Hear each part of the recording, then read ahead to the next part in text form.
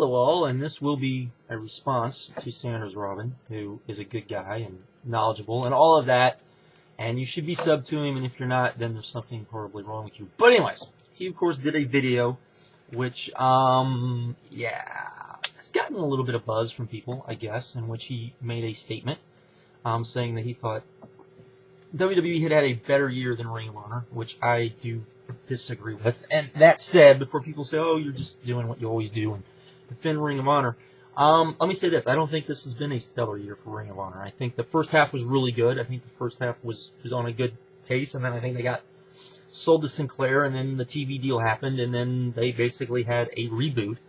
And I think those of us that have been with Ring of Honor for a while now had to set through a lot of,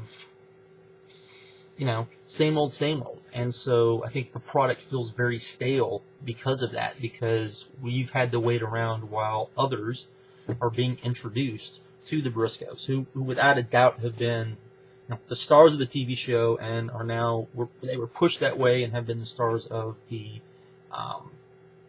promotion right now. And I do think should beat the world's greatest tag team at Final Battle, and then have a good feud with the All Night Express again, because I think that would be good. Because you have to remember that the new fans, which apparently there's about 1 million people watching the show, reports have said that they maybe not have seen the feud like we have with All Night Express and Briscoes. So even though it's kind of old hat to us, it's not to them. And keep in mind that, and I don't expect this to happen, but if Ring of Honor gets a 0.5% of the people watching the TV show to order the iPay-per-view, they will do double of what their biggest iPay-per-view did. Now, I don't expect that to happen. I actually don't think this is going to be a stellar number. Then again, I didn't think that the last iPay-per-view was going to do a stellar number, and it did bigger than I thought it was going to, so kind of what do I know? But I don't expect this to do a stellar number because, again, I think to the diehards, the product does feel stale, and I think that I think he was right. I think the roster feels stale as well. There aren't the guys that I think a lot of people would be. And the biggest glaring guy that's not in Ring of Honor who could be in Ring of Honor is a guy that he mentioned, which is, my mind went blank. Mac. I think that's the biggest. I think he, not only because he's a big guy, but because I think that's the biggest glare. Because, as he said, you have a lot of guys who are signed with Dragon Gate, and so they can't be in Ring of Honor. Though I don't think every guy that's in Dragon Gate that could be in Ring of Honor should be in Ring of Honor. I definitely believe that you have X amount of slots, particularly when you have a TV show, that you can fill, and X amount of guys that you can get over at a certain period of time. We have a 1-hour show, and so you have to be careful about who you have on your roster, what position guys are going to fill, that sort of thing, and you have to fill the right guys for that position. So I don't think all of those guys, maybe 2 or 3, well, maybe 5 altogether, though I think 2 of the guys would never come to Ring of Honor because I think they have a pretty good deal going in Dragon Gate proper. So I do agree that the roster is not where it's supposed to be. And I would say that, this has not been I think for a long time now, I've considered Ring of Honor to be the best promotion out there. I wouldn't say that this year. I think, Dragon Gate proper, Dragon Gate Japan, to me is the best promotion out there because their TV show is amazing. If you haven't watched it, the Infinities are awesome. I think New Japan has had a very good year, and I'm not necessarily the biggest New Japan fan. And I think Pro Wrestling Guerrilla, I think you definitely could put up there. With the amount of great shows they put on this year, even though they've only put on 10, and that's a big deal. Only putting on 10 shows to me, that's a big deal. And I think he brought up comparing Dragon Gate to Ring of Honor. It amazes me that people always want to do that, but they don't want to compare Dragon Gate to PWG, where you have a much better comparison because they put on virtually the same number of shows. And PWG blows Dragon Gate out of the water because of that. The thing about Dragon Gate is that every show needs to feel like an event. And I don't think, he brought up the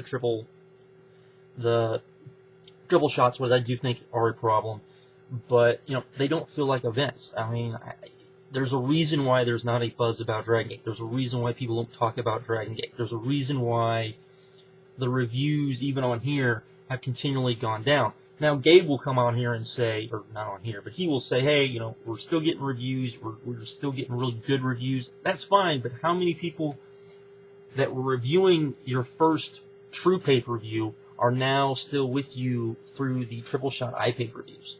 I think that is a better indication of where Dragon Gate is. Yes, maybe they're still putting on good quality matches, but the matches don't feel fresh. The matches feel the same. It just feels like you just you put guy A and guy B in there, and they just put on the same match you just saw guy C and D do.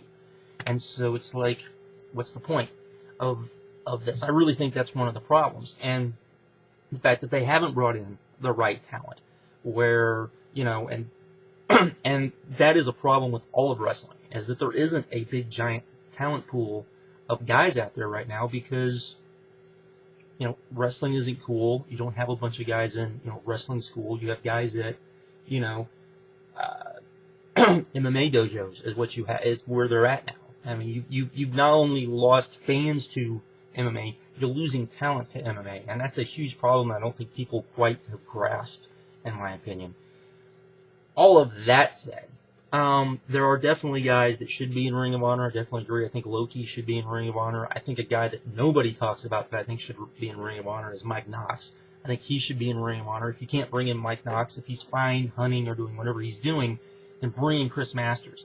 I think he's a guy that should be in Ring of Honor. I know a lot of people will be like, are you crazy? But the guy's good, and the guy's big, and the guy could be pushed as a huge monster, and I think that's exactly one of the things Ring of Honor is missing. There's lots of guys out there, and you have to wonder why some of these guys aren't in Ring of Honor. I completely agree with that, and it does kind of bother me. But again, I'm willing to wait until after, as Honor Hammer said, wait till after Final Battle to make my final decision, because if the pay-per-view does crazy buy rate, then it's like, okay, well, it doesn't really matter what we think, because it did what it did. And I also think that once we get past Final Battle, I think you're going to see Kevin Steen become a bigger part of the promotion. I don't think you're going to see Haas and Benjamin, be a focal point like they are now. I think it's going to be, the Briscoes and the All Night Express. I think you're going to see some different guys take lead, and then I do hope they bring in some different talent, because, as I said, I think the talent, not that it's not good, but that it's stale. I just think some of the new guys they brought in has not been the best. And the other part of it is, when you tape the TV shows far out in advance, it's hard to know what people are going to like and what they're not going to like. And by the time you get to where you can do it, it feels like maybe it's too late. But I still think the TV show has been very good. I think this was a good, I wouldn't call it a great go-home show that we saw this past week, but it was a good go-home show. I think the pull-apart at the end was pretty good. I think the video packages were pretty good. And as Honor Hammer said, if you watch the TV show and you don't know when Final Battle is, then there's something seriously wrong with you. Now, are people, even though if they know it's when it's on, are they going to watch it? That's the thing.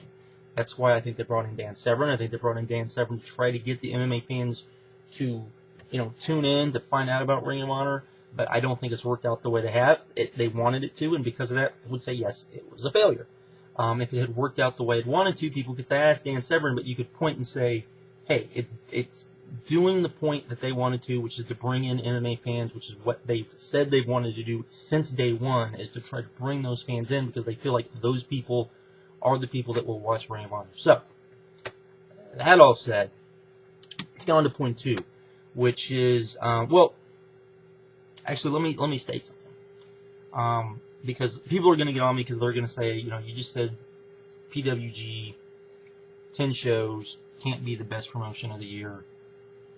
I will sit here and tell you, I think next year one of the best promotions to watch will be Jeff Katz's Wrestling Retribution Project, which I guess will air, or will start seeing, we'll be able to see, I'm hoping, maybe by February, maybe. I mean, he keeps saying it's going to be in the new year, soon in the new year, I hope. If you've been following the project, you know what it's about. If not, this has Chris Masters in it. It has Adam Pearce. It has MVP. It has has a bunch of guys in it. And the show looks very interesting, but it's only going to be 13 episodes. And, so basically 13 shows. And it might be the best show next year. So, but that said, 13 shows, can you really call it the best show? And if he doesn't do a season 2, is it successful? That sort of thing. So let me just, I'm willing to state that that's probably the case next year. And he's probably going to put people to shame when it comes to distribution and show a lot of these companies what they should have been doing 2 years ago when it came to distribution of their product. And also he's probably going to show WWE and TNA how to have characters that make sense, that guys can play, that are good, because none of the guys that are in the show are playing characters that I don't believe that you've ever seen them play before. They are playing characters, and so that should be interesting in my humble opinion. Also, the other thing I want to talk about when it came to Ring of Honor and talent, one of the things that I hope happens, and if you've seen, is that it looks like New Japan is maybe their deal with TNA. And if that's the case, I know Tenay is going to be, or not Tenay, Borash is going to be at the Tokyo Dome show. But he's the only guy. But you have yet 2 Ring of Honor guys. Now, maybe just because, not because they're Ring of Honor guys, but just because, I would hope that maybe, because if you don't know how New Japan works, New Japan likes to send their young guys overseas, try to get seasoned, try to make them better, then bring them back. They've tried to do that in TNA. Hasn't really worked, because usually, their guys aren't used right. I would hope that maybe they look at Ring of Honor, maybe send their guys over here, because you're definitely not going to get Dragon Gate guys. Noah guys are often too hurt, and the promotion is kind of in shambles at the moment for them to be worrying about sending guys over to Ring of Honor, even though rumor is we're going to get some guys from Ring of Honor this year. That's the rumor, at least. Finally, again. But if you can get some of those guys that maybe they're guys that we haven't heard of, I think that would help the roster out as well. That would be farther down the line. I'm just saying that. I don't know if there's anything like that going to happen. I would imagine we wouldn't know if anything like that's going to happen until around WrestleMania weekend. But until they start announcing stuff for that. But that's just me throwing it out there as something that would be one thing that I think would be good. The thing is, they have to be careful not to fall into that trap that Gabe did when he was in Ring of Honor, where he started pushing all these Japanese guys, and they kind of started overshadowing the regular Ring of Honor guys. And so when those guys left, there were these big gaping holes that were not there anymore, and I think that was a huge problem. But that all said, Ring of Honor versus WWE as far as who's had the best year. My opinion, Ring of Honor's had the better year. First half of the year was really good. I think the TV show has often been better than Raw. Not always better than SmackDown, but usually better than SmackDown, in my opinion. And then I think all of their iPay-per-views have been, have blown everything that WWE has done out of the water, with the exception of Money in the Bank. And I really get the feeling that Sanders is basing his opinion really on that one thing, and the hope that these other guys, these young guys he brought up, get that there's a bright future. Daniel Bryan won the title last night. By the time most of you seen this, Raw probably would have already aired, but I will not be shocked. I will not be shocked if he gets Jack Swaggered, and if you know what I mean, you know what I mean. I would be surprised if that happens, and if that happens, it's going to be like, well, he was better off without the title. So, there we go. And so, I think the CM Punk storyline started off really good. Got a lot of people interested, but then their handling of it completely botched it. I think the Kevin Nash stuff was pretty horrible. I think the Miz, how they handled Miz and R-Truth was very horrible. I even think even though that they finally kind of pulled the trigger on Zack Ryder, I think even the way they handled him was kind of and definitely the way they've handled Dolph Ziggler, I think, has been not good either. I just there's not enough for me to see any hope of anything truly changing in WWE. And I think that Ring of Honor still isn't enjoyable and isn't a chore to watch and isn't a chore to get through, where I think that too often WWE often is. And also the fact that, you watch a TV show of Ring of Honor, I think most people would say that there was at least something from the TV show that they maybe wanted to watch on pay-per-view. I don't know if you can say that about WWE, and I think that's an indictment against the company, and I think that's kind of, to me, that's a huge problem, and why I would say I think Ring of Honor is better at this point than WWE is. Not just for match quality, but because I just don't think WWE has been that entertaining. I think there's entertaining things there, and I think there's but you're talking about the number one promotion in the world. You're talking about a promotion that should be able to pick talent at will, and I mean, the best thing you can say about them right now, in my opinion, than WWE is. I think you could make WWE proper has. And,